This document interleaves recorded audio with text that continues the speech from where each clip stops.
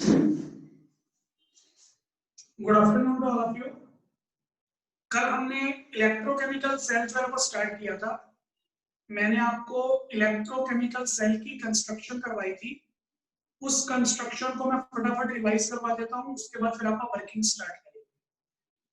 Electrochemical cell जो आप यहाँ पे पढ़ रहे थे ना, वो था हमारा जिंक कॉपर का इलेक्ट्रोकेमिकल सेल। जिंक कॉपर का इलेक्ट्रोकेमिकल सेल बनाने के लिए हमने सबसे पहले दो बीकर्स कंसीडर किए थे। लेफ्ट वाले बीकर में 1 मोलर जिंक सल्फेट, राइट वाले बीकर में 1 मोलर कॉपर सल्फेट। 1 मोलर जो है वो इनकी कंसंट्रेशन है, और यहाँ पे जिंक सल्फेट इलेक्ट्रोलाइट, यहाँ पे कॉपर सल्फेट इलेक्ट्रोलाइट। इलेक्ट्रोलाइट्स की डेफिनेशन मैंने क्या दी थी? इलेक्ट्रोलाइट हमारे वो सब्सटेंसेस होते हैं जो सॉल्यूशंस में आयन की फॉर्म में डिसोसिएट हो जाती है। तो देखो मैंने आयंस की फॉर्म में डिसोसिएट करके दिखाए हुए हैं। जिंक सल्फेट का सॉल्यूशन ऐसे एग्जिस्ट करेगा, कॉपर सल्फेट का सॉल्यूशन ऐसे एग्जिस्ट करेगा। जो हमारा जिंक वाला सॉल्यूशन है ना, उसमें अपन जिंक मेटल रॉड को डिप करना है। जो हमारा कॉपर वाला सॉल्यूशन है, उसमें अपन कॉपर रॉड को डिप करना है। फिर हमारे पास यहाँ पे दो तरह का सर्किट होता है, इंटरनल सर्किट और एक्सटर्नल सर्किट। इंटरनल सर्किट हमने यहाँ पे कंप्लीट किया मेटल रॉड्स को आपस में कनेक्ट करके। ये वाला जो हमारा जिंक है, ये वाला जो कॉपर है, दोनों मिलके कॉपर वायर के थ्रू एक्सटर्नल सर्किट को कंप्लीट करेंगे। इंटरनल सर्किट को कंप्लीट करने के लिए हमने इलेक्ट्रोलाइट्स को आपस में कंबाइन कर दिया। इलेक्ट्रोलाइट्स को आपने आपस में कंबाइन किया with the help of salt bridge. Salt bridge हमारी इन्वर्टेड यू शेप की ट्यूब होती है, उल्टी यू शेप की ट्यूब, जिसमें हमने इनर्ट इलेक्ट्रोलाइट भरा होता है। यहाँ पे कौन सा इनर्ट इलेक्ट्रोलाइट में लेके चल रहा हूँ? KCl लेके चल रहा हूँ। तो हमने यहाँ पे KCl जो है वो फिल कर दिया। तो ये हमारे पास हमारी इनिशियल कंडीशन थी। फिर मैंने यहाँ पे ना कल कुछ क्वेश्चन अराइज किए थे। मैंने आपको ये बोला था, मैंने आपको ये भी बताया इनमें से एनोड कौन है और कैथोड कौन है। एक तो हमारा ये वाला डाउट क्लियर नहीं हुआ, इनमें से मैंने एनोड किसे बोलना है और कैथोड किसे बोलना है। मैंने आपको ये भी बताया कि ऑक्सीडेशन कौन सी इलेक्ट्रोड पे होगी और रिडक्शन कौन सी इलेक्ट्रोड पे होगी, इसके बारे में नहीं बताया। कौन सी रॉड हमारी नेगेटिवली चार्ज होगी और कौन सी रॉड हमारी पॉजिटिवली चार्ज होगी, मैंने इसके बारे में भी नहीं बताया। और सबसे लास्ट मैंने आपको इसकी वर्किंग भी बताई, और जब वर्किंग एक्सप्लेन करूंगा तो वहां पे सॉल्ट ब्रिज का फंक्शन भी आपको पता लग जाएगा। सॉल्ट ब्रिज का यहाँ पे क्या यूज है ये भी आपको पता लगेगा। सॉल्ट ब्रिज का एक यूज तो मैंने आपको बता ही दिया। सॉल्ट ब्रिज का पहला यूज क्या है? Salt bridge helps in completing the internal circuit. Salt bridge का पहला यूज ये होता है कि ये इंटरनल सर्किट को कंप्लीट करने में हेल्प करता है। और कौन सा यूज है वो आप देखेंगे। तो ये सब बातें अपने को यहाँ पे आज डिस्कस करनी है। तो धीरे धीरे इन बातों को डिस्कस करते हैं। वर्किंग वाली बात जो है वो थोड़ी लंबी चलेगी। वर्किंग वाली बात मैं आपको समझाऊंगा, उसको आप ध्यान से समझोगे। बाकी जो बातें हैं वो छोटी हैं और इजी हैं, वो आपको फटाफट याद हो। देखो पहले 3 पॉइंट याद करने के लिए हमारे पास एक वर्ड है, वो वर्ड हमें याद रखना है। वो वर्ड है हमारा लोन। लोन वर्ड सबने सुना हुआ है, हम याद रखेंगे ताकि हम ये 3 प्रोसेस एक्सप्लेन कर सकें। लोन की फुल फॉर्म क्या है? Left oxidation anode negative. And for negative, A for anode, O for oxidation और एल फॉर लेफ्ट। तो लोन वर्ड यहाँ पे रिप्रेजेंट करता है लेफ्ट ऑक्सीडेशन एनोड और नेगेटिव। इसका मतलब ये, जो हमारी लेफ्ट वाली इलेक्ट्रोड होती है, जो हमारा लेफ्ट वाला बीकर होता है, लेफ्ट वाले बीकर में जो इलेक्ट्रोड प्रेजेंट है उस पे क्या होगी? ऑक्सीडेशन होगी, और उस लेफ्ट वाली रोड को आप क्या बोलते हैं, एनोड बोलते हैं। तो मुझे ये पता लगा जो हमारी ये वाली इलेक्ट्रोड है, इस इलेक्ट्रोड पे होगी ऑक्सीडेशन और इसे हम बोलते हैं एनोड। चैप्टर आप पढ़ रहे हैं रेडॉक्स रिएक्शन। रेडॉक्स रिएक्शन में ऑक्सीडेशन भी होती है, रिडक्शन भी होती है। अगर ऑक्सीडेशन लेफ्ट पे हो रही है तो राइट पे क्या होगी, रिडक्शन होगी। तो कॉपर में होगी रिडक्शन। लेफ्ट वाली को ना हम एनोड बोलते हैं जिसपे ऑक्सीडेशन हो रही है, ऑक्सीडेशन वाली को एनोड बोलेंगे। तो फिर रिडक्शन वाली को क्या बोलेंगे, कैथोड बोलेंगे। तो लोन वर्ड की हेल्प से पहले दो डाउट आपके क्लियर हो गए होंगे। आप कोई भी इलेक्ट्रोकेमिकल सेल कंस्ट्रक्ट करते हो, उसमें आप जो भी लेफ्ट वाला पोर्शन दिखाते हो, लेफ्ट वाला पोर्शन हमेशा एनोड होता है, उस पे ऑक्सीडेशन होगी और उस पे नेगेटिव चार्ज होगा। Left oxidation, anode negative. तो एनोड पे हमेशा कौन सा चार्ज होगा, नेगेटिव चार्ज होगा। तो अगर एनोड पे नेगेटिव चार्ज है तो कैथोड पे कौन सा चार्ज होगा, पॉजिटिव चार्ज होगा। तो ये हमने यूज किया, पहले 3 पॉइंट जो है वो एक्सप्लेन कर दिए। ये मैंने अभी आपको रेक्टिफिकेशन बताई है, मैंने अभी आपको कंसेप्ट नहीं बताया। रेक्टिफिकेशन या कंसेप्ट दोनों बताऊंगा, फिर आपको पेपर में जो याद रह जाए वो यूज कर लेना। चाहे रट्टा मार के करो, चाहे कंसेप्ट के साथ करो, करके आने, मार्क्स आने चाहिए, मार्क्स कट नहीं होने चाहिए। तो लोन याद रखेंगे, लेफ्ट ऑक्सीडेशन, एनोड नेगेटिव। ये हमारे पास पहले 3 पॉइंट एक्सप्लेन कर देते हैं। अब यहाँ पे मैं ये सारी चीजें आपको कंसेप्ट वाइज भी समझाऊंगा, तो उसमें करने वाली कोई चीज नहीं। एक रेक्टिफिकेशन मैंने आपको बता दी, एक और रेक्टिफिकेशन बताता हूँ। लेफ्ट वाली जो है वो एनोड है। एनोड जो होता है वो ए से स्टार्ट होता है, ए हमारा वोवल है। एनोड पे कौन सा प्रोसेस होता है, ऑक्सीडेशन। ये भी ओ से स्टार्ट होता है, यानी कि वोवल से स्टार्ट होता है। एनोड का ए वोवल, ऑक्सीडेशन का एक वोवल, दोनों वोवल वाले प्रोसेस जो होते हैं वो लेफ्ट में होती है। यहाँ पे रिडक्शन आर और कैथोड सी दोनों कॉन्सोनेंट है, दोनों कॉन्सोनेंट हैं। कॉन्सोनेंट वाले प्रोसेस हमारे राइट में होती है। लेफ्ट पे होती है वोवल वाले प्रोसेस, एनोड ऑक्सीडेशन। राइट में होते हैं कॉन्सोनेंट वाले प्रोसेस, रिडक्शन और कैथोड। ये हमारे पास हमारा केस था। रेक्टिफिकेशन हो गई।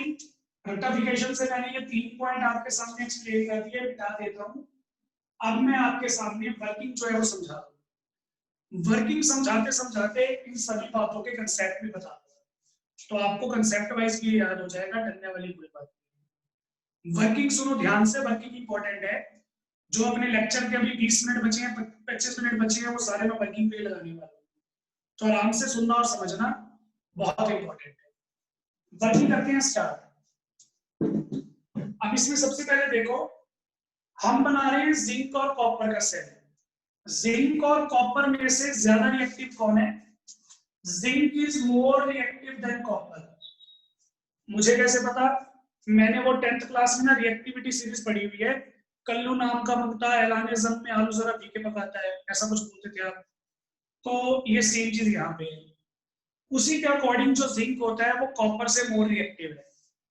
अगर जिंक कॉपर से मोर रिएक्टिव है तो इसका मतलब जिंक जो है वो इलेक्ट्रॉन लूज करेगा, और अगर जिंक इलेक्ट्रॉन लूज करेगा तो वो कौन सा प्रोसेस शो करेगा, ऑक्सीडेशन का प्रोसेस शो करेगा।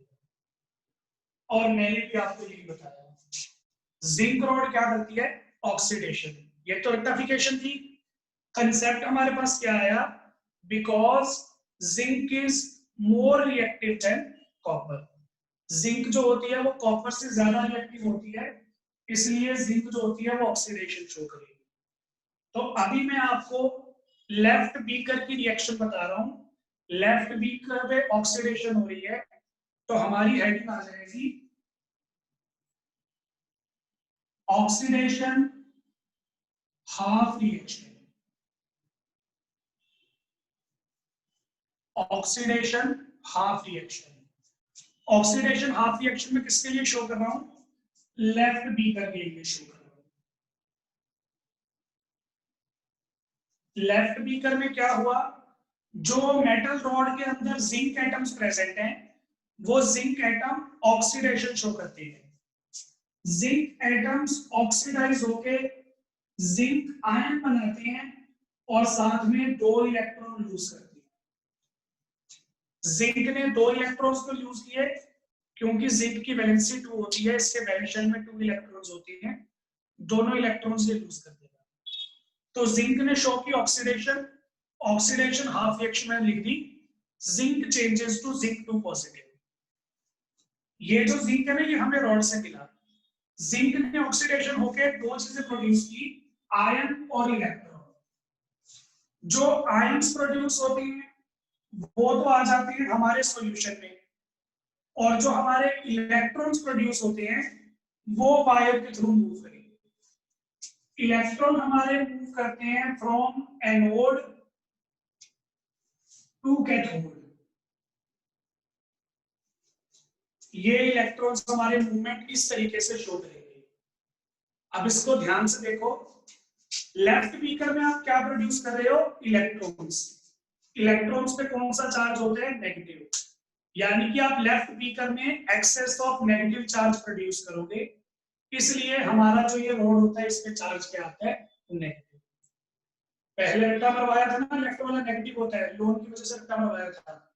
अब आपको कंसेप्ट बता दिया। एनोड पे नेगेटिव चार्ज क्यों आता है, क्योंकि एनोड पे इलेक्ट्रॉन्स प्रोड्यूस होते हैं।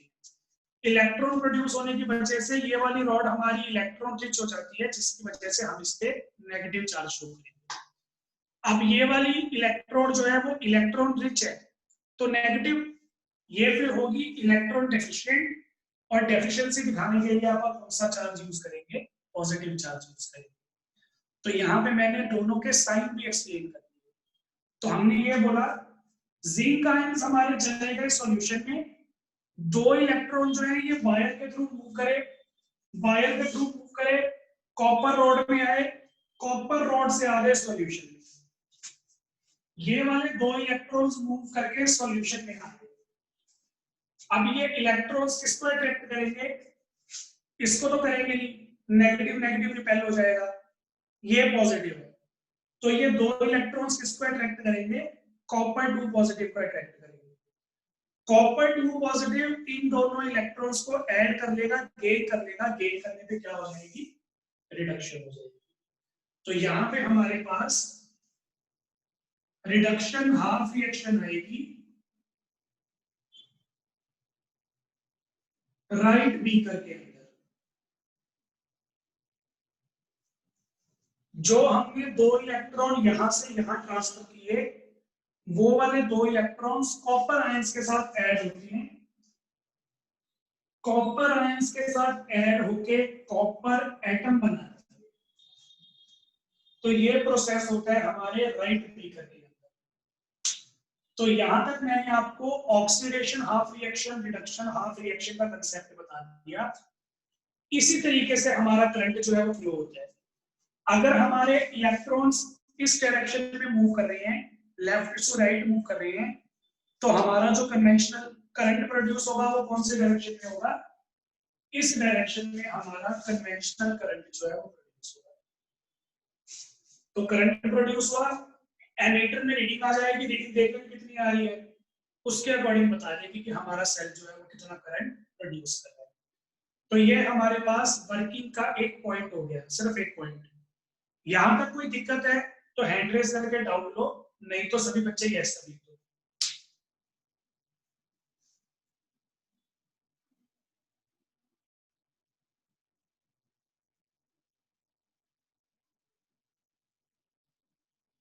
ठीक है, अनीशा, सारिका, चंद्र, बहुत बढ़िया। ठीक है जतिन, कीर्ति, ठीक है सृष्टि।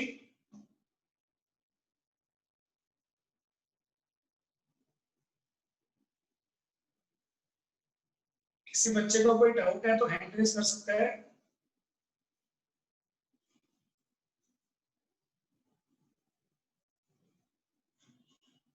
चलिए, तो ये था हमारे पास हमारा पहला पॉइंट वर्किंग का। अब इसमें मैंने जो आपको बातें नहीं बताई ना वो बातें बताता हूं। हमारे पास हमारा जिंक सल्फेट इलेक्ट्रोलाइट था और कॉपर सल्फेट इलेक्ट्रोलाइट था। जिंक सल्फेट का मतलब है जिंक आयंस और सल्फेट आयंस प्रेजेंट है। कॉपर सल्फेट का मतलब है कॉपर आयंस और सल्फेट आयंस प्रेजेंट है। शुरू शुरू में जो सॉल्यूशन होता है वो हमारा न्यूट्रल होता है। न्यूट्रल होने का मतलब ये है जितने इसमें कॉपर आयंस प्रेजेंट होंगे उतने ही सल्फेट आयंस प्रेजेंट होंगे, या जितने इसमें जिंक आयंस प्रेजेंट होंगे उतने ही सल्फेट आयंस प्रेजेंट।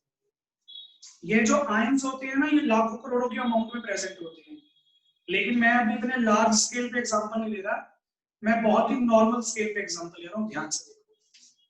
सपोज करो जो मेरा जिंक सल्फेट का सॉल्यूशन है ना, इसमें 100 जिंक आयंस प्रेजेंट है और 100 सल्फेट आयंस प्रेजेंट है। पॉजिटिव नेगेटिव चार्ज का बराबर होना जरूरी है, तभी वो न्यूट्रल होगा। अगर आप बराबर नहीं लोगे तो फिर पॉजिटिव नेगेटिव आ जाएगा, वो पॉसिबल ही नहीं है। इलेक्ट्रोलाइट्स पे कोई चार्ज नहीं होता, तो दोनों जो होंगे वो बराबर अमाउंट में होंगे। सेम यहाँ पे दोनों की कंसंट्रेशन मैंने बराबर ली थी, तो दोनों के अंदर आयंस भी बराबर आ रहे होंगे। अगर यहाँ पे 100 पॉजिटिव 100 नेगेटिव है, तो यहाँ पे भी 100 होंगे कॉपर आयंस और 100 होंगे सल्फेट आयंस। ये ना मैं आपको स्टार्टिंग की कंडीशन बता रहा हूँ। स्टार्टिंग से मेरा मतलब है जब आपने ये प्रोसेस पढ़ा नहीं था, जब ये वाली रिएक्शंस नहीं हुई थी, तब बता रहा हूं। इन रिएक्शंस को करने से पहले इसमें प्रेजेंट थे 100 जिंक और 100 सल्फेट, इसमें प्रेजेंट थे 100 कॉपर और 100 सल्फेट। अब मैंने रिएक्शन स्टार्ट कर दी। लेफ्ट हैंड साइड पे क्या हुआ था? लेफ्ट हैंड साइड पे ऑक्सीडेशन हुई। ऑक्सीडेशन होने से एक जिंक आयन प्रोड्यूस हुआ और 2 इलेक्ट्रॉन्स। 2 इलेक्ट्रॉन तो चले गए एक्सटर्नल सर्किट में, जो जिंक आयंस प्रोड्यूस हुए वो यहां से सॉल्यूशन में आ गए। पहले सॉल्यूशन में जिंक कितने थे? 100। इस रिएक्शन की वजह से एक और जिंक प्रोड्यूस हुआ, तो अब इस सॉल्यूशन में कितने जिंक हो गए? 101 जिंक हो गए। सल्फेट अभी भी उतनी है, यानी कि इस रिएक्शन की वजह से जिंक आयन प्रोड्यूस हुआ, हमारे total number of zinc ions increase हो गए, जिससे पॉजिटिव चार्ज हो गया ज्यादा, नेगेटिव चार्ज हो गया कम, तो इस सॉल्यूशन पे पॉजिटिव चार्ज डेवलप हो जाएगा। समझ में आया पॉजिटिव चार्ज क्यों डेवलप होगा? किसी को डाउट है तो पूछो। सर ये नहीं समझ में आया। हाँ जी, दोबारा सुनो, कोई बात है, आराम से सुनो। ये वाली जो ऊपर वाली कंडीशन है ना, ये कंडीशन मैंने आपको प्रोसेस स्टार्ट करने से पहले बताई। इलेक्ट्रोलाइट के अंदर नंबर ऑफ केटायंस और नंबर ऑफ एनायंस जो होते हैं वो सेम होते हैं। तो जब मैंने प्रोसेस को स्टार्ट नहीं किया, प्रोसेस अभी इनिशियल कंडीशन में है, उस केस में हमारे पास 100 जिंक है और 100 सल्फेट है। जब मैं प्रोसेस स्टार्ट करता हूं, प्रोसेस स्टार्ट करने से जिंक क्या प्रोड्यूस कर रहे हैं? जिंक आयंस प्रोड्यूस कर रहे हैं। ये जो जिंक आयंस प्रोड्यूस हो रही है, ये कहां जा रही है? सॉल्यूशन में जा रही है ना। सॉल्यूशन में 100 जिंक पहले से थे, एक जिंक और प्रोड्यूस कर दिया, कितने जिंक हो गए? 101 हो गए। जिंक प्रोड्यूस हुआ ना, सल्फेट आयंस तो प्रोड्यूस हुए ही नहीं, वो पहले भी 100 थे, वो भी 100 है। इतनी बात समझ में आ गई?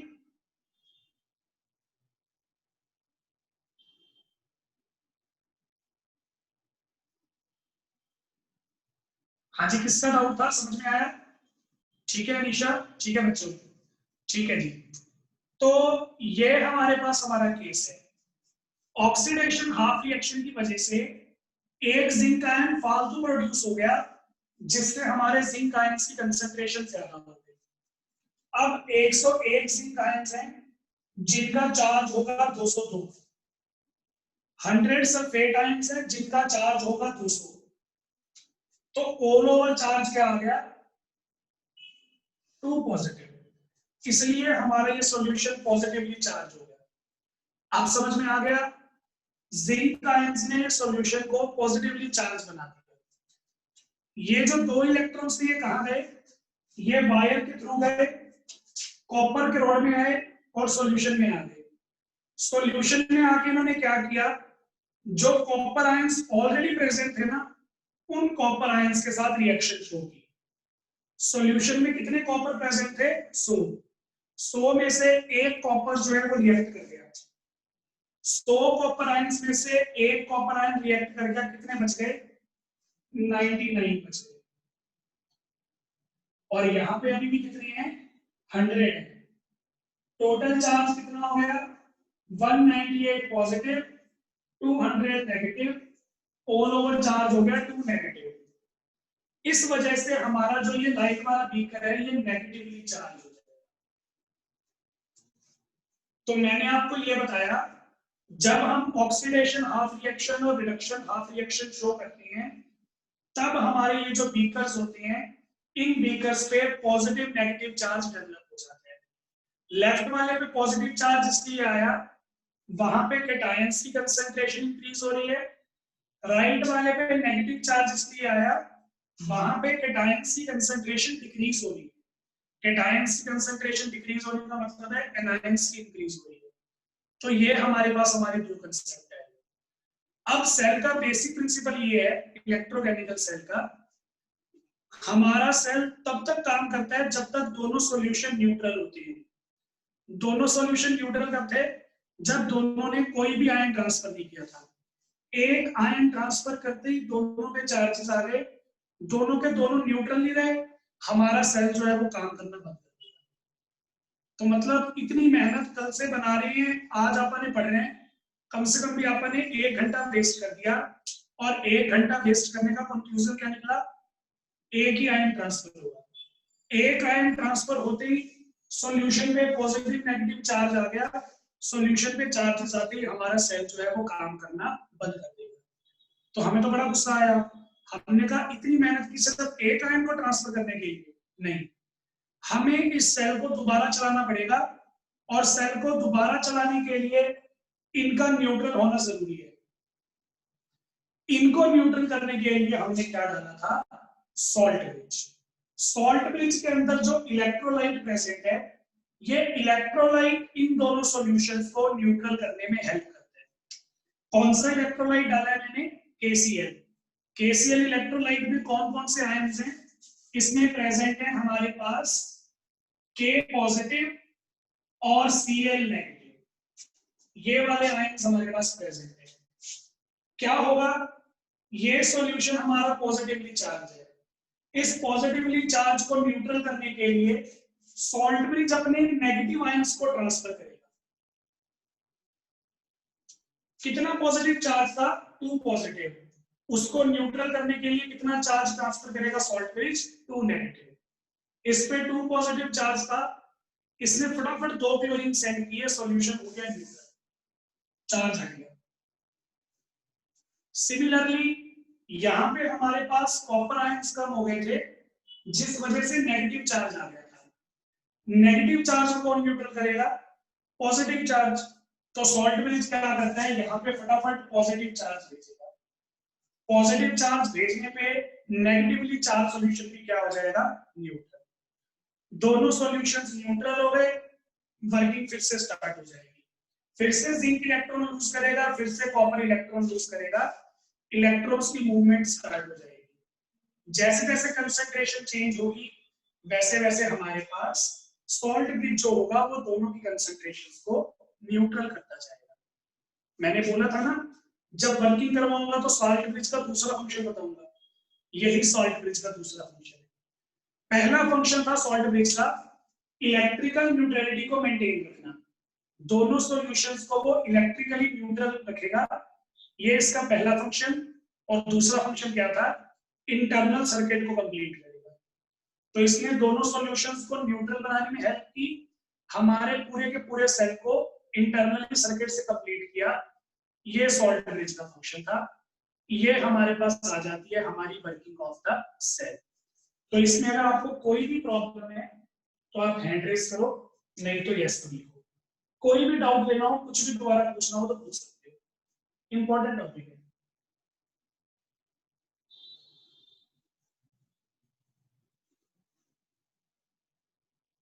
Excuse me, sir. जी सर जो बोलो। इलेक्ट्रॉन ट्रांसपोर्ट है, हाँ जी, सर जो इलेक्ट्रॉन ट्रांसपोर्ट हो रहा है और जो सॉल्ट ब्रिज है, दोनों एक साथ काम कर रहे हैं या फिर पहले इलेक्ट्रॉन ट्रांसपोर्ट होगा? दोनों एक साथ ट्रांसफर शुरू में तो नहीं करते, पहले स्टार्टिंग में ना इलेक्ट्रॉन ट्रांसफर होते हैं, क्योंकि जब तक इलेक्ट्रॉन ट्रांसफर नहीं होंगे इन पे पॉजिटिव नेगेटिव चार्ज नहीं आएगा।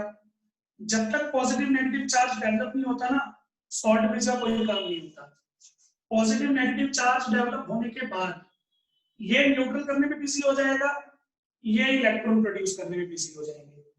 तो पहला स्टेप जो होगा वो साइमल्टेनियस नहीं होगा, पहले स्टेप में इलेक्ट्रॉन पहले जाएंगे, लेकिन उसके बाद जितने भी स्टेप्स होंगे उनमें सॉल्ट ब्रिज और इलेक्ट्रॉन्स की ट्रांसफर जो है वो साइमल्टेनियसली चलेगी। अगर ये प्रोसेस साइमल्टेनियसली नहीं चलेंगे, फिर ऑक्सीडेशन रिडक्शन साथ साथ नहीं हो रही, ऑक्सीडेशन रिडक्शन साथ साथ नहीं हो रही, इसका मतलब ये रिएक्शन रेडॉक्स नहीं है, हमारा कंसेप्ट ही गलत हो जाएगा। रिएक्शन रेडॉक्स है ना, वहां पे इलेक्ट्रॉन ट्रांसफर साथ साथ चलता है, इलेक्ट्रॉन ट्रांसफर साथ साथ चलने की वजह से सॉल्ट ब्रिज का फंक्शन भी साथ साथ चलेगा, दोनों प्रोसेस साइमल्टेनियसली प्रोसीड होंगे।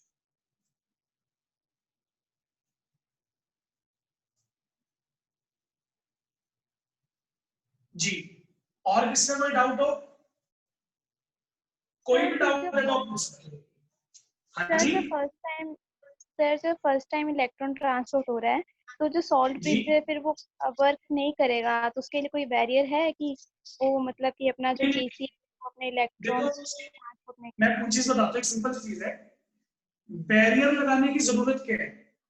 जो हमारी ये इलेक्ट्रोलाइट्स होते हैं, मैंने कल बताया था, सॉल्ट में ना अपन इनर्ट इलेक्ट्रोलाइट फिल करती है, इनर्ट इलेक्ट्रोलाइट वो होती है जो रिएक्ट नहीं करते, तो ये वो इलेक्ट्रोलाइट है जो जरूरत पड़ने पे बाहर निकलेंगे। इनमें से जो सॉल्ट होता है वो मूव तभी करेगा जब यहाँ पे पॉजिटिव नेगेटिव चार्ज डेवलप हो जाएगा। अगर पॉजिटिव नेगेटिव चार्ज डेवलप नहीं है, फिर सॉल्ट ब्रिज का वहां पे कोई फंक्शन नहीं है, बस ये दो इलेक्ट्रोलाइट्स को आपस में कनेक्ट करेगा, कोई बैरियर लगाने की जरूरत नहीं है। अगर चार्ज ही डेवलप नहीं है तो फिर हमारे इलेक्ट्रोलाइट के आयंस ट्रांसफर नहीं होते, हमें कोई भी ढक्कन वगैरह लगाना, कोई भी बैरियर नहीं लगाना होता। चार्ज आएगा तो ट्रांसफर होंगे, अदरवाइज नहीं होंगे। ये इसका अपने आप स्पॉन्टेनियस प्रोसेस है, हमें इसमें कोई भी किसी भी तरह का कोई बैरियर है, किसी भी तरह कोई ढक्कन वगैरह यूज नहीं होगा। Okay sir. जी, और किसी का कोई डाउट हो?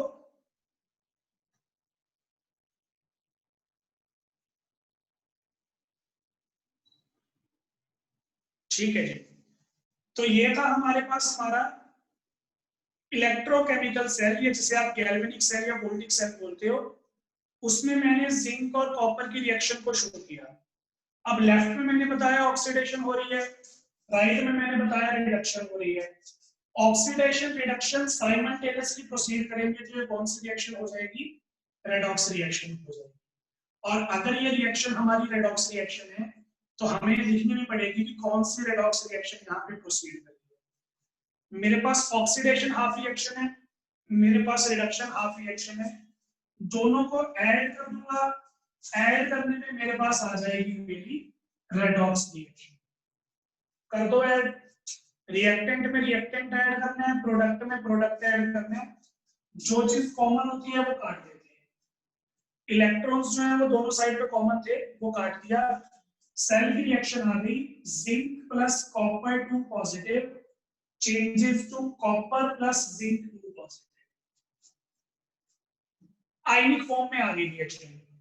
आप इसे मॉलिक्यूलर फॉर्म में भी लिख सकते हो, मॉलिक्यूलर फॉर्म में zinc plus copper sulphate changes to copper plus zinc sulphate. ये 2 पॉजिटिव के साथ मैंने नेगेटिव वाले आयंस को जोड़ दिया, तो ये हमारी मॉलिक्यूलर फॉर्म हो गई। ये हमारे इस सेल की रेडॉक्स रिएक्शन है। इस सेल में अपन क्या कर रहे थे? केमिकल एनर्जी को इलेक्ट्रिकल एनर्जी में कन्वर्ट कर रहे थे। तो जब आप ये वाला सेल बनाते हैं, इस सेल से कितनी वोल्टेज प्रोड्यूस कर सकते हैं हम? इस सेल से हम 1.1 वोल्ट का पोटेंशियल जो है वो यूज कर सकते हैं, प्रोड्यूस करेंगे। अब आप ये मत बोलना बहुत थोड़ा है, जो भी हमारे सेल होते हैं वो 1.5 वोल्ट के होते हैं, 1.5 वोल्ट के, तो ये 1.1 कर रहा है, अच्छी बात है। जिन इलेक्ट्रॉनिक डिवाइसेस को चलने के लिए कम पोटेंशियल चाहिए, उसके लिए आप ये वाला सेल जो है वो यूज कर सकते हैं, 1.1 वोल्ट का पोटेंशियल जो है वो हमें ये वाला सेल दे सकता है। तो ये हमारे पास हमारी कंप्लीट इंफॉर्मेशन थी हमारे इलेक्ट्रोकेमिकल सेल की। लास्ट चीज रह गई है, टॉपिक हमारा खत्म हो जाएगा ये वाला। मैं यहाँ पे रिप्रेजेंटेशन में हल्का सा चेंज कर रहा हूँ, हल्का सा। वो चेंज देखो क्या है, जिंक रोड को ना ऐसे बना,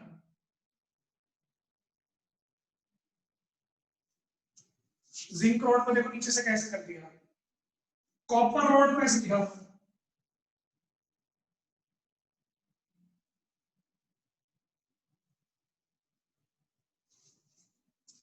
जो जिंक रोड है वो नीचे से पिघल गई, डिग्रेड हो गई, और जो कॉपर रोड है वो नीचे से थोड़ी सी मोटी हो जाएगी, मतलब ठीक हो जाएगी।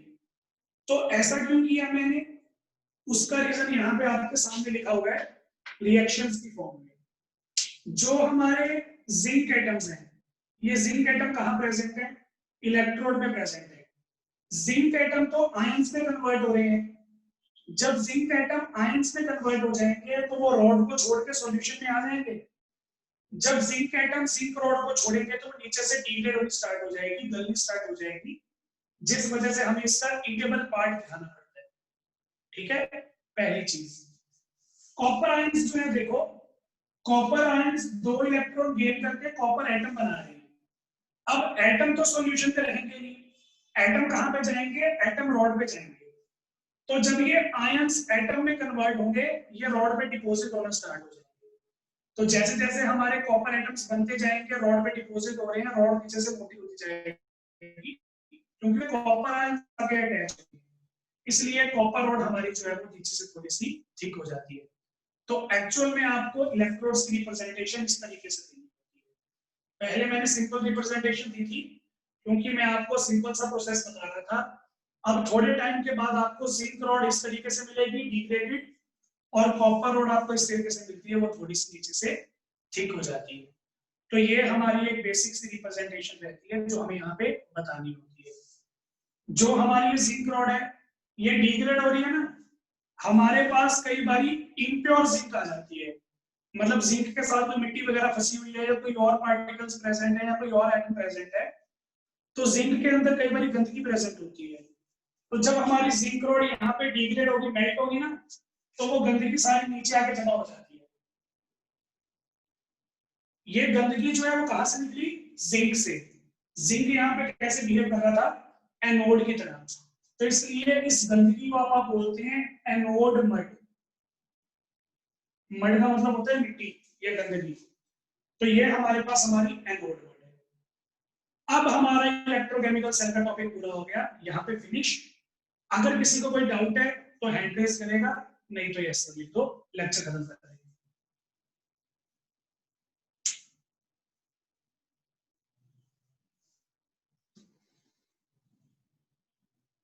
ठीक है, निशा, जतिन, सृष्टि, छिंदर, सारिका,